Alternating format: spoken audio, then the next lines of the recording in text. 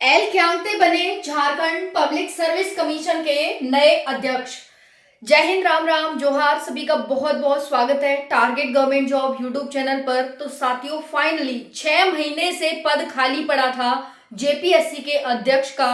कोई भी बनने को तैयार नहीं था, लेकिन अब एक व्यक्ति जिनके बारे में जानने की आपकी बहुत ज्यादा उत्सुकता होगी कि ये व्यक्ति कितने पढ़े लिखे हैं कि नहीं है, कितने पढ़े लिखे हैं, क्या ये भर्ती प्रक्रियाएं पूरी करवा पाएंगे जल्दी से जल्दी। क्योंकि बंदा अगर पढ़ा लिखा होगा, वो तो नेताओं की बात होती है कि जीतने के लिए कुछ कह देते हैं लेकिन करते नहीं है। लेकिन जेपीएससी के अध्यक्ष का पढ़ा लिखा होना और कितने पढ़ा लिखा होना जरूरी है, आज की वीडियो में हम बात करेंगे।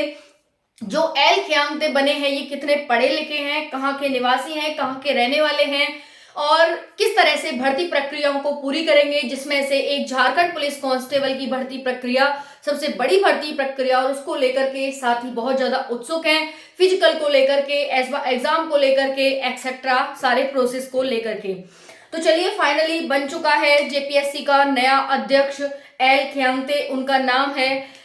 सारी जानकारी लेंगे और आप सारी जानकारी लेकर जाना भाई, ताकि आपको पता चले कि हाँ, जो भर्ती प्रक्रियाएं बाधित थी, अब गंगवार ने कहा है, जो ये राज्यपाल है गंगवार, उनके द्वारा कहा गया है कि नियुक्तियां बाधित थी अब तक, लेकिन अब यहाँ पर नियुक्तियों में तेजी आने वाली है, पारदर्शिता आने वाली है और बहुत अच्छे सुचारू रूप से कैलेंडर के माध्यम से भर्तियां पूरी कराई जाएंगी। चलिए बात करते हैं यहाँ पर कितने पढ़े लिखे हैं, कितने लिखे पढ़े हैं एल ख्यांगते। पढ़े लिखे आगे पीछे कर लेना भाई, वो थोड़ा आगे पीछे हो गया है। 6 माह से जेपीएससी के अध्यक्ष का पद खाली पड़ा था। 1988 बैच के आईएएस अधिकारी हैं। 1987 में ये पास करते हैं परीक्षा, 1988 में ये आईएएस अधिकारी बन जाते हैं। तो भाई एल ख्यांगते के बारे में ले लो नॉलेज, बहुत अच्छी नॉलेज है। 1988 बैच के आईएएस अधिकारी हैं, मिजोरम के रहने वाले हैं और एटीआई यानी प्रशासनिक प्रशिक्षण संस्थान, यानी प्रशासन कैसे चलता है, इसमें भी यहाँ पर काम कर चुके हैं। तो एटीआई में काम कर चुके हैं, ये इतने पढ़े लिखे हैं। आप इससे अंदाजा लगा लेना कि भारत की सबसे नंबर 1 जो एग्जाम है उसको क्वालिफाई कर चुके हैं। दूसरा है एटीआई, प्रशासनिक सेवा में, प्रशासनिक प्रशिक्षण संस्थान में काम कर चुके हैं, महानिदेशक रह चुके हैं, महानिदेशक, ठीक है। इतिहास में ये ग्रेजुएट है, यानी इन्होंने हिस्ट्री से ग्रेजुएशन की है। ओके, समझ आ गया।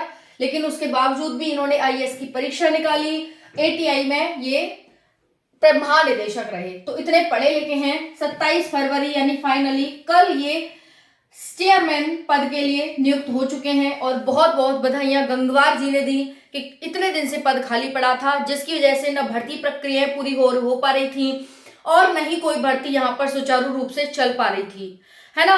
धीरे धीरे काफी कुछ होने लग रहा है झारखंड में, जैसे कि जेपीएससी की नई वेबसाइट बनाई गई, तो कुछ सोचकर समझकर ध्यान में रखकर बनाई होगी साथियों।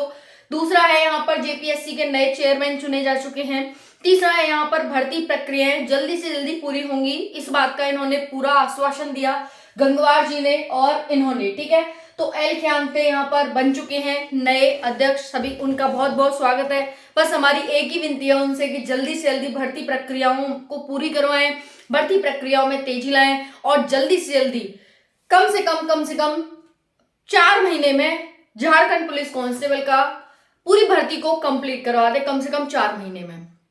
इतना बड़ा समय, इतना कम समय नहीं है, इनफ समय है। अगर हर महीने आप एक प्रोसेस करवाओगे तब भी हो जाएगा, है ना।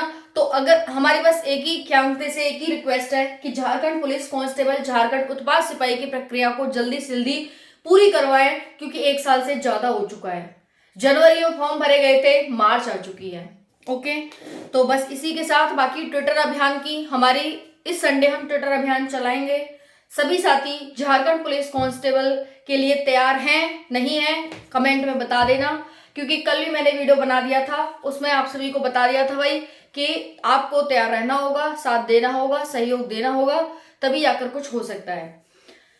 तो कितने साथी तैयार हैं संडे के लिए? देखिए, आप अकेले नहीं कर सकते, मैं पहले भी कह चुकी हूँ, आप अकेले नहीं कर सकते। आप वीडियो को शेयर करिए, साथियों को ज्वाइन करिए। फिर वही अगर 4-6 हजार ही ट्वीट होंगे तो फिर इससे कोई फायदा नहीं है, कोई फायदा नहीं होगा। इससे चाहे तो मत करो, साफ सीधी बात है। तो आपको साथियों को शेयर करो, साथियों को बुलाओ, ज्वाइन करो, इनवाइट करो कि भाई संडे को इस समय हम ट्वीट करने वाले हैं। समझ आ रहा है आप सभी को? तो तभी कुछ हो पाएगा, अदरवाइज कुछ नहीं हो पाएगा, पहले बता दे रही हूं। इससे चाहे तो फिर रहने दो, जैसे चल रहा है वैसे चलने दो। अगर जब आपके कहने से मैंने इतना कदम उठाया है कि चलिए मैं आपके साथ हूं हर चीज में, आंदोलन में, ट्वीट में, आरटीआई भी मैंने डाल दिया, उसका रिप्लाई आएगा, शेयर करूंगी, सब कुछ आपके साथ हूं, तो भाई आपको तो आना पड़ेगा ना। तो जितने भी साथी हैं सबको ज्वाइन करिए, जोड़िए, इनवाइट करिए, जो कर रहा है करिए, लेकिन संडे को कम से कम 1 मिलियन नहीं, एक साथी ने कहा है कि 1 मिलियन अगर ट्वीट कर देंगे तो 2 महीने के अंदर भर्ती प्रक्रिया पूरी हो सकती है। लेकिन साथियों मैं कह रही हूँ 1 मिलियन नहीं, आप आधे मिलियन कर दो, 50,000 ही कर दो, मतलब 5 लाख ही कर दो। 1 मिलियन में 10 लाख होते हैं ट्वीट, लेकिन अगर हम आधे मिलियन भी कर देंगे यानी 5 लाख भी कर देंगे तब भी हमारा बहुत कुछ हो सकता है। तो कम से कम 5 लाख कम से कम यहाँ पर आपको ट्वीट करना होगा। एक घर में 4 मेंबर हैं और आप अगर एक भर्ती से संबंध रखते हैं तो कम से कम अपने 4 फोनों से आप ट्वीट कर सकते हैं। ठीक है, तो बस यही कहना चाहूंगी। बाकी आपकी क्या राय है कमेंट में जरूर बताइएगा। हम जो ट्विटर अभियान रख रहे हैं वो इसी संडे को यानी 2 मार्च को रख रहे हैं, जो कि कल का दिन बाकी है। जितने साथियों को जोड़ सकते हो जोड़ लीजिए। धन्यवाद, थैंक यू।